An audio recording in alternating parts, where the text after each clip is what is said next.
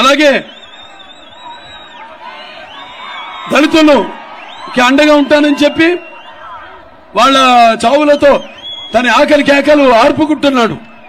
నా అక్క చెల్లెలు, నా అన్నదమ్ములంటూ అక్క చెల్లెలు అన్నదమ్ముల ఆస్తిలో వాటా అడుగుతున్నాడు. అలాగే నా అక్క చెల్లెళ్ళంటూ మీ అందరు ఉసురు పోసుకుంటున్నాడు. అలాగే మనం చూస్తే అమరావతి రైతుల మెతుకులు రక్తపు కూడిలా మార్చుకున్నాడు. అలాగే రాష్ట్ర ముఖ్యమంత్రిని అంటూ దినగంత్రి పాలన చేస్తున్నాడు. అలాగే నాయకుడిని అంటూ నయవంచుడుగా మారాడు. అలాగే ఋషికొండ విశాఖపట్నంలో దాన్ని తవ్వి తవ్వి తన కండకావరం ఎంత ముదిరిపోయిందో చూపిస్తున్నాడు ఈ జగన్.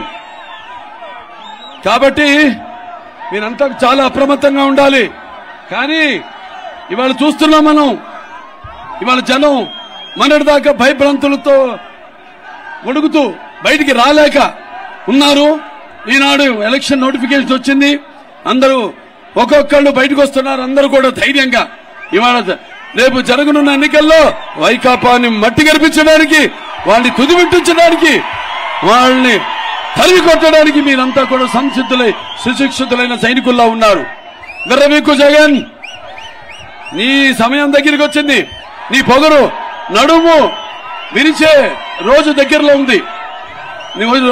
నీ అహంకార నరాలు తెగిపడే సమయం వచ్చింది. అలాగే నీ అణువణువులో నిండిన ఈ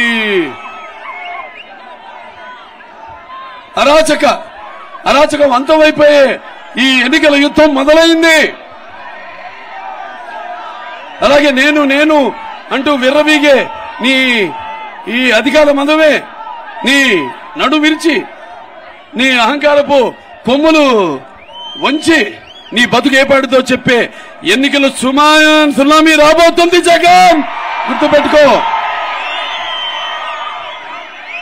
ఎదురు చూడు, ప్రజల ఈ యొక్క తీర్పు ఎంత సూటిగా నీ గుండెను కొడుతుందో.